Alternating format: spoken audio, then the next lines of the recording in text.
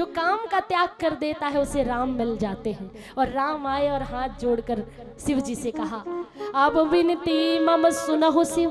राम जी शिव जी को अपना इष्ट मानते हैं। किसी ने मुझसे प्रश्न किया था, और शिव जी राम जी को अपना इष्ट मानते हैं। क्यों? क्योंकि शिव और राम अलग नहीं है। विष्णु, ब्रह्मा और शिव, रुद्र, ये तीनों एक ही है। 3 प्रकार की व्यवस्थाएं थी, इसलिए 1 से 3 हो गए, 1 ही 3 हो गया। जैसे आप ऑफिस भी संभालती हो, आप बच्चे भी संभालती हो, आपको जरूरत पड़े तो अपने बच्चों को टीचिंग भी करती हो, टीचर भी बन जाती हो। एक ऑफिसर, एक माँ, एक टीचर, एक ही स्त्री बन जाती है ना, तो 3 हो गई। इसी तरह से 3 विधाओं को संभालने के लिए भगवान 1 से 3 हो गए। ब्रह्मा, विष्णु और महेश, ये तीनों इक्वल है, एक ही है।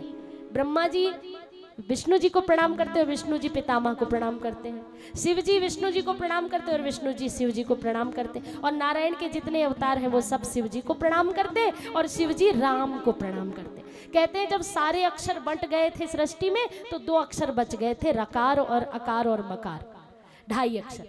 राम, राम भी 2.5 अक्षर का है। रकार, अकार और मकार से राम बना है, तो राम बच गया। तो बोले जो बचा हो वो मुझे दे दो। तो शिव जी ने उसे मैं कंठ में धारण कर लिया। राम के जन्म से पहले भी राम थे। राम ये नहीं एक राम दशरथ के बेटा, एक राम घट घट में लेटा, एक राम का सकल पसारा, एक राम सब जग से न्यारा। कृष्ण कथा में आपको राम कथा भी थोड़ी सुनने को मिल रही है कि राम पहले भी थे और राम बाद में भी है और राम हमेशा रहेंगे। राम सिर्फ दशरथ के पुत्र राम नहीं, वो राम जिनमें सारी सृष्टि समाहित है, इन्हीं 2 अक्षरों में, 2.5 अक्षरों में। तो राम को कंठ में शिव जी ने धारण कर लिया था। आज राम सशरीर आए हैं शिव जी के पास, क्योंकि त्रेता युग चल रहा था। राम जी आए और कहने लगे, अब विनती मम सुनहु शिव, जो मोह पर निज नेहु, अरे जाय विवाहो शैल जही, यह मोहि मांगे देहु। मेरी विनती सुनो और शैल पुत्री से जाकर विवाह करो। तो शिव जी ने हाथ पकड़ लिए। प्रभु ये हाथ जोड़ने का काम तो मेरा है। अब देखिए आप क्यों हाथ जोड़ रहे हैं? आप मेरे सामने हाथ मत जोड़िए। कोई बड़ा आपके सामने हाथ जोड़ता है तो आप कहते हो ना, अरे आप प्रणाम मत करो, मैं करूंगा, ये अधिकार मेरा है। शिव जी ने जब इस प्रकार कहा तो राम जी ने कहा, मैं हाथ नहीं जोड़ रहा बाबा, ये मत सोचना, मैं तो केवल बता रहा हूँ। क्या बता रहा हूँ कि जैसे एक हाथ और दूसरा हाथ जुड़कर एक हो जाते हैं, ऐसे शिवा और शिव मिलकर एक हो जाएं, शक्ति और शिव मिलकर एक हो जाएं। ये मैं निवेदन करने आया हूँ। जब शिव जी को राम जी ने मनाया तो शिव जी मान गए और शिव जी विवाह के लिए राजी हुए। तो शिव ही शंभुगन करहि सिंगारा, जटा मुकुट अहि मोर समारा। शिव ही शंभुगन करहि सवारा, जटा मुकुट अहि मोर समारा। बर अनुहार बरात न भाई, हसी करई हो पर पुर जाई। बर अनुहार बरात न भाई, हसी करई हो पर पुर जाई। आज भैया भगवान को निराले दूल्हे में सजाया गया। कैसे निराले, कैसे है भगवान, कैसा स्वरूप है इनका। जटा जूट का जूड़ा बनाया, भस्म का पाउडर लगाया, बाघंबर जो आसन बिछा था, बाबा ऐसे जाओगे नंगम नंगा बारात जाओगे, कुछ पहन लो। तो जो आसन था उसी को लपेट दिया। अब लपेटे तो बांधे कैसे, बेल्ट कहाँ से लाए। नंदी और भृंगी को श्रृंगार की जिम्मेदारी सौंपी गई। भृंगी दौड़ कर गए और जाकर बिल में से एक पतला सा नाग निकाल कर ले आए और कहा कमर में लिपट जाओ। सारा श्रृंगार बाबा का पूर्ण हो गया, बस तुम्हारे बिना अधूरा है, कमर में लिपट जाओ। कमर में एक पतले से नाग को लपेट दिया और कान में भृंगी ने गुनगुना कर कहा, देखो बारात में सब नाचेंगे, सब गाएंगे, ढोल बजाएंगे, मृदंग बजाएंगे, उछलेंगे, कूदेंगे, लेकिन तुम अपनी जगह से मत हिलना। अगर तुम अपनी जगह से हिल गए तो दूल्हे का श्रृंगार बिगड़ जाएगा, इसलिए तुम ऐसे ही रहना। नाग देवता ने कहा चुपचाप, मैं बिल्कुल हिलूंगा नहीं अपनी जगह से, यही रहूंगा। और फिर कमर में बेल्ट की जगह नाग को लपेटना स्वीकार किया। गले में यज्ञोपवीत की जगह एक मोटा सा भुजंग यज्ञोपवीत की जगह पहना दिया। गले में मालाओं की जगह नागों की मालाएं लपेट दी।